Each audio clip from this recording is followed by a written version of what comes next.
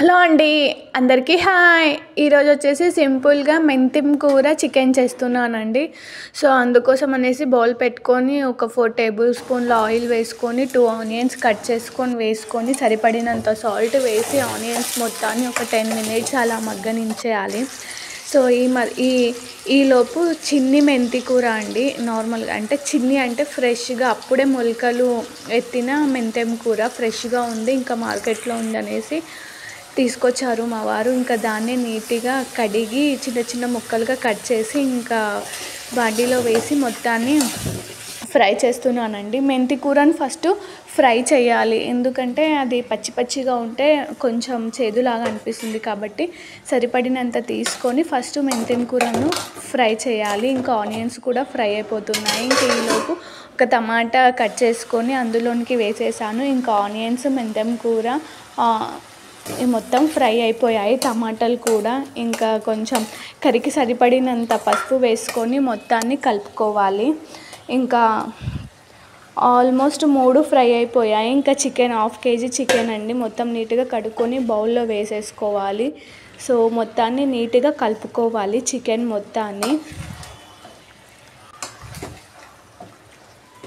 So chicken మొత్తాన్ని నీట్గా కలుపుకొని ఒక 15 మినిట్స్ అలా చికెన్ని 15 మినిట్స్ ఆ వాటర్లోనే ఉడకబెట్టేసేయాలి. నేను వాటర్కి ఏం పొయ్యలేదు చూడండి, నార్మల్గా ఇంకా మూత పెట్టేసి ఒక 15 మినిట్స్ అలా చికెన్ని ఉడకనిచ్చేసాను. సో వాటర్ మొత్తం చికెన్లోవే వచ్చేసాయి, గమనించారా మీరు? సో ఇంకా కొన్ని వాటర్, యాక్చువల్గా నేను వాటర్ వేయకుండా ఆ వాటర్లోనే ఉడకపెట్టేసాను. ఇంకా వాటర్ కూడా ఆ చికెన్ వాటరే అండి. సో గ్రేవీ కోసం అనేసి నేను ఒక చిన్న కప్పు పెరుగు వేసాను, చికెన్లోకి గ్రేవీ కావాలి అనేసి. ఇంకా పెరుగు వేసేసి ఇంకొక 10 మినిట్స్ అలా చికెన్ని మొత్తాన్ని అలాగే ఉడకబెట్టేసాను. సో చూసారు కదా, ఇంకా చికెన్ మొత్తం ఉడికిపోయింది. ఇంకా లాస్ట్కు కొంచెం చికెన్ మసాలా సరిపడినంత కారం వేసి మొత్తాన్ని అయితే కలిపేస్తున్నాను. సో నేను వాటర్ పోయకుండా ఓన్లీ చికెన్లో వచ్చే వాటర్తోన పెరుగుతోన మాత్రమే చికెన్ని ఉడకబెట్టేసాను. ఇంకా ఆల్మోస్ట్ చికెన్ మొత్తం ఉడికిపోయిందండి. మీదికెళ్ళి కొత్తిమీర పుదీనా వేసేసాను. ఇంకా లాస్ట్కి ధనియా పౌడర్ వేసేసాను. ఇంకా లాస్ట్కి కస్తూరి మేతి ఉంటుంది కదండి, టేస్ట్ కోసం అనేసి కస్తూరి మేతి వేసేసాను. ఇంకా సింపుల్గా నా స్టైల్ మెంతి కూర చికెన్ రెడీ అయిపోయింది. సో ఇంకా చికెన్ కర్రీ అయితే రెడీ అయిపోయింది కదండి, మేతి చికెన్ కర్రీ అయితే రెడీ అయిపోయింది. సో దానికి కాంబినేషన్గా బగారా రైస్, సింపుల్గా నా స్టైల్ బగారా రైస్ చూపిస్తున్నాను.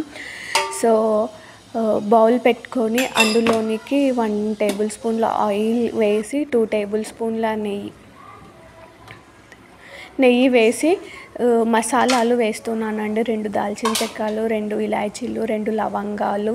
సో షాజీరా ఇక్కడ వేయడం లేదండి, షాజీరా వేస్తే మా బుడ్డోడు తినడు, వాడి కోసం అనేసి అది స్కిప్ చేసేస్తున్నాను. ఇంకా ఒక 3 ఆనియన్స్ కట్ చేసుకొని ఆనియన్స్ వేసేసాను. ఇంకా రైస్లోనికి ఆకు వేసేసానండి. సో ఆకులు వేసేసినాక ఇంకొక 2 పచ్చిమిర్చి కట్ చేసుకొని పచ్చిమిర్చి కూడా వేసేసాను. ఇంకా సింపుల్గా నా స్టైల్ బగారా రైస్ అంటే ఒక్కొక్కరు ఒక్కొక్క విధంగా చేస్తారు. సో నేను ఎప్పుడు రెగ్యులర్గా చేసే నా style bagara rice.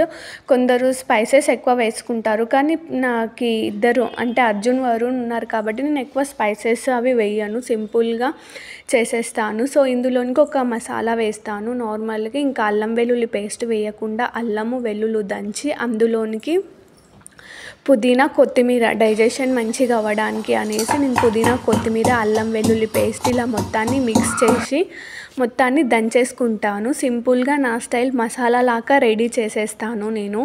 So masala అప్పటిది అంటే స్టవ్ పైన ఆనియన్స్ మగ్గేలోపు నేను ఇక్కడ మసాలాను రెడీ చేస్తాను. సో ఫ్రెష్గా మసాలా రెడీ చేస్తాను కాబట్టి రైస్ టేస్ట్ బాగుంటుంది.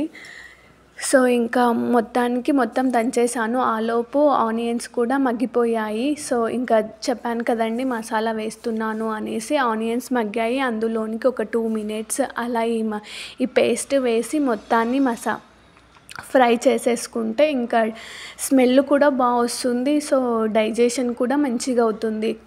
కొత్తిమీర పుదీనా వేసాం కాబట్టి అది హెల్త్కి చాలా మంచిది. సో ఇంకా ఆల్మోస్ట్ తగినంత సాల్ట్ వేసేసాను. ఇంకా మొత్తం ఫ్రై అయిపోయాయి. సో నేను 2 గ్లాసుల రైస్కి 4 గ్లాసెస్ వాటర్ వేస్తున్నాను. సో వాటర్ మొత్తం వేయడం చూపించలేదు, ఓన్లీ 1-2 గ్లాస్ మాత్రమే చూపించాను, వీడియో లెంత్ ఎక్కువైపోతుంది అనేసి. సో ఇంకా వాటర్ మొత్తం వేసేసాను. వాటర్ పొంగు రావడానికి ఒక 15 మినిట్స్ అలా టైం పడుతుంది.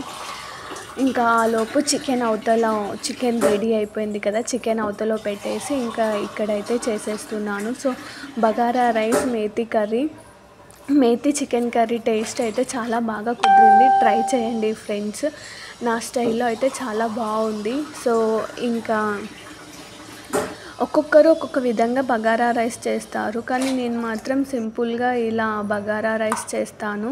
ఇక్కడ బియ్యం వేసే క్లిప్ మిస్ అయిపోయింది.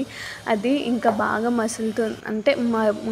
మసులుతుంది అని అంటారు తెలంగాణలో. సో బియ్యం వేసే క్లిప్ అయితే మిస్ అయిపోయింది, అది చూసుకోకుండా డిలీట్ అయిపోయింది. ఇంకా రైస్ వేసేసాను. ఇంకా రైస్ మొత్తం ఉడుకుతుంది. ఇంకొక 10 మినిట్స్ ఉడికేసాక సింపుల్గా దమ్ పెట్టేస్తే ఇంకా బగారా రైస్ అయితే రెడీ అయిపోతుంది. ఇంకా ఆల్మోస్ట్ సింపుల్గా బగారా రైస్ కూడా వేడి అయిపోయింది 5 మినిట్స్లో. ఇంకా వేడిగా మేతి చికెన్ కర్రీ వేసుకొని బగారా రైస్ తింటే బాగుంటుంది.